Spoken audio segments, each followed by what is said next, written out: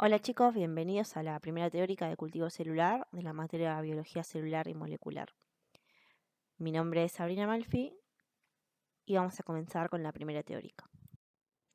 En primer lugar, lo que vamos a ver en la clase de hoy es repasar las características generales de las células procariotas y eucariotas, que lo que se pretende es que ustedes ya sepan las principales características de cada tipo celular.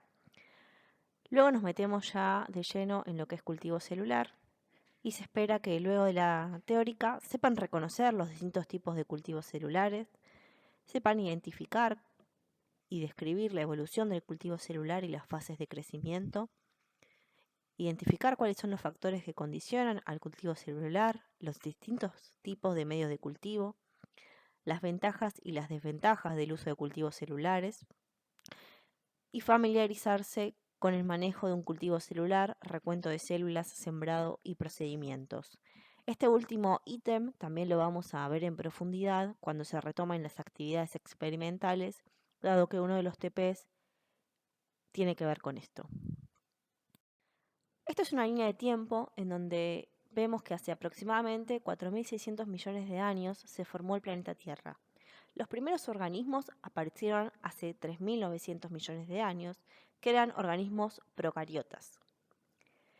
Hace 3.500 millones de años se produjo la división entre bacterias y arqueas. Las cianobacterias fotosintetizadoras aparecieron hace 2.700 millones de años, mientras que los eucariotas unicelulares hace 1.850 y los organismos multicelulares simples hace 1.200. Los organismos que pertenecen a las células procariotas son las bacterias y las arqueas. Estos organismos presentan un tamaño entre 1 y 2 micrones. La principal característica es que no presentan núcleo, contienen un único genoma circular cerrado y pared celular que está compuesta principalmente por peptidoglicano. Al observar una fotografía por microscopía electrónica de Escherichia coli, como se ve en la parte izquierda de la diapositiva, observamos en primer lugar el nucleoide, en donde se ve perfectamente que no hay un núcleo definido. Además observamos el espacio periplástico y la pared celular, la membrana externa y la membrana plasmática interna. Cuando hacemos un zoom en el esquema, en el lado derecho de la diapositiva, observamos que la parte más externa corresponde a la membrana externa, luego se encuentra el espacio periplástico, la pared celular y por último la membrana plasmática interna. Todos los organismos del reino animal, vegetal, hongos y protozoos están compuestos por células eucariotas. Presentan DNA lineal, un tamaño entre 10 y 100 micrones, un núcleo verdadero delimitado por membrana y además presentan distintos orgánulos que presentan membranas internas que la delimitan del citoplasma. Además presentan citoesqueleto. A la izquierda de la diapositiva observamos una fotografía por microscopía electrónica de una típica célula eucariota.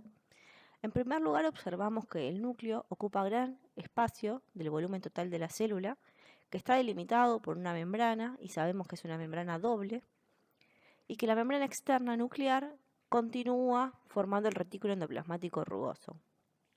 Además vemos el aparato de Golgi, lisosomas y las mitocondrias. En la parte derecha se observa un esquema de una célula eucariota, donde también observamos organelas tales como lisosomas, peroxisomas, entre otras. Podemos decir entonces que la célula eucariota se divide en principalmente tres compartimientos.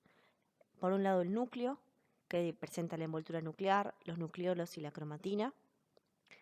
El citoplasma, que presenta las distintas organelas, mitocondrias, cloroplastos, retículo endoplasmático, aparato o complejo de Golgi, ribosomas, peroxisomas, lisosomas y centriolos. Y por último, la membrana plasmática. Las organelas se pueden dividir según presencia o ausencia de la membrana plasmática. Por un lado tenemos las organelas membranosas, retículo endoplasmático rugoso, liso, aparato de Golgi, lisosomas, peroxisomas, proteosomas y mitocondria. Y los no membranosos, que son citoesqueleto, centrosoma y ribosomas.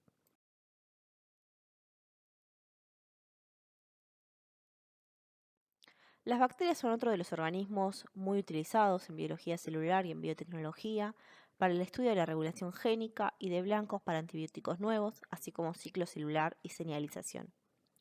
Las levaduras, que son organismos eucariotas simples, unicelulares, también son utilizados, en particular Saccharomyces cerevisiae, ya sea para el control del ciclo celular y división, secreción de proteínas y biogénesis de membrana, entre otras cosas. En biología celular se utilizan distintos organismos experimentales. Uno de ellos son los virus. En particular, la fotografía que se muestra acá son fagos, que son virus que infectan bacterias. Dentro de las aplicaciones de los virus, para estudiarlos, se encuentran los mecanismos de infección e inmunidad y su utilización como vectores para terapia génica. Uno de los nematodes más utilizados en biología celular es C. elegans. Se estudia principalmente para el desarrollo del linaje celular y la formación y función del sistema nervioso. Por su parte, Drosophila melanogaster se utiliza para todo lo que tiene que ver con el desarrollo genético. Además, Zebrafish se utiliza para el desarrollo de tejidos corporales de vertebrados, formación y función del cerebro y el sistema nervioso, entre otras cosas.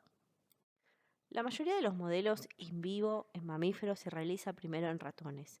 Hay distintos modelos, hay ratones knockout para distintos genes en estudio, para estudiar desarrollo del sistema nervioso, inmunológico, entre otras cosas. La planta modelo es Arabidopsis thaliana. Tiene su genoma totalmente secuenciado y es la planta modelo para distintos estudios tanto de desarrollo y formación de patrones de tejidos, genética de biología celular, para inmunidad, enfermedades infecciosas, entre otras cosas. Sin embargo, no siempre es posible estudiar los mecanismos que uno quiere estudiar con organismos enteros, sobre todo cuando se trata de células animales. Es por ello que se recurre al cultivo celular. El término cultivo celular comprende tanto el cultivo de órganos como el cultivo de células. Se define como el conjunto de técnicas que permiten el mantenimiento de células in vitro, conservando al máximo sus propiedades fisiológicas, bioquímicas y genéticas. A continuación vamos a ver los tipos de cultivo celular. Vamos a ver cultivo de órganos, explantes primarios, cultivo primario y subcultivo o líneas celulares. La característica del cultivo de órganos se basa en que mantiene la arquitectura característica del tejido in vivo. Este tipo de cultivo permite mantener los tipos celulares diferenciados y tiene la característica de tener la proliferación celular baja, dado que se limita a las células de la periferia, con lo cual es muy difícil de propagar. Esto trae como consecuencia una limitada reproducibilidad de la muestra, dado que se requiere un nuevo explante para cada experimento. Los explantes primarios parten a partir de un fragmento de tejido o de órgano. Presentan la misma limitante que los cultivos de órganos, dado que la proliferación se limita a las células de la periferia del explante. El cultivo celular primario es uno de los más utilizados. Se parte a partir de un explante primario. A partir de allí se realiza una disgregación celular, ya sea mecánica o enzimática. Este tipo de cultivos pierde las interacciones célula-célula y las interacciones de la célula con la matriz extracelular. Sin embargo, son capaces de proliferar y la población celular crece notablemente. Es necesario realizar un subcultivo o un repique cuando se llega a una confluencia máxima. Los subcultivos y líneas celulares parten a partir del cultivo primario. Pueden crecer en monocapa, donde las células se van a dispersar por métodos enzimáticos o mecánicos y se van a pasar a un nuevo frasco de cultivo. O pueden crecer en suspensión, donde la célula se toma una alícuota de esa suspensión celular y se pasan a un nuevo frasco con medio fresco. Los sucesivos cultivos formados se denominan línea celular. La formación de una línea celular a partir de un cultivo primario implica que aumente el número de células obtenidas, predomina uno o dos tipos celulares, la que va a tener mayor tasa de crecimiento va a ser la que domine. La población celular se hace uniforme y homogénea y sus características se conservan durante las sucesivas generaciones y se pueden conservar en nitrógeno líquido de forma indefinida. Si realizamos una comparación entre cultivo primario y líneas celulares, podemos decir que los cultivos primarios tienen origen directamente del organismo, con lo cual son morfológicamente idénticas a las células que le dieron origen y son diploides, es decir, que conservan el número cromosómico del organismo al que le dio origen. Mientras que las líneas celulares son un subcultivo del cultivo primario y a medida que van pasando los pasajes, ese contenido cromosómico se va perdiendo y pasan a ser heteroploides. Con los sucesivos pasajes, además presentan una morfología particular que es diferente del órgano al que le dio origen. En todos los pasos donde se va a iniciar un cultivo, se deben extremar las precauciones para evitar contaminaciones. Como vimos, se puede iniciar el cultivo a partir de un tejido u órgano. En general, lo primero que se hace es una disgregación por medio de tamices o una disgregación mecánica, en donde los tejidos que están mantenidos en el medio son forzados a pasar a través de tamices de malla cada vez más finas. Es decir, que se van obteniendo pequeños agregados celulares, que luego van a ser diluidos y cultivados directamente. Luego se puede realizar una disgregación enzimática, en donde se utilizan enzimas a fin de disgregar las células que forman el tejido. Allí se van a obtener unidades individuales. Por este método se logra obtener el máximo rendimiento posible de un tejido dado. Las enzimas comúnmente utilizadas son tripsina, pronasa y colagenasa, que se preparan en soluciones salinas balanceadas libres de calcio y magnesio. Es importante saber que el suero contiene inhibidores de estas proteasas. Para el protocolo de preparación de fibroblastos de embrión murino se parte de una hembra preñada de entre 11 y 12 días de gestación. La hembra es sacrificada y se extraen los embriones que se pueden ver en la fotografía A.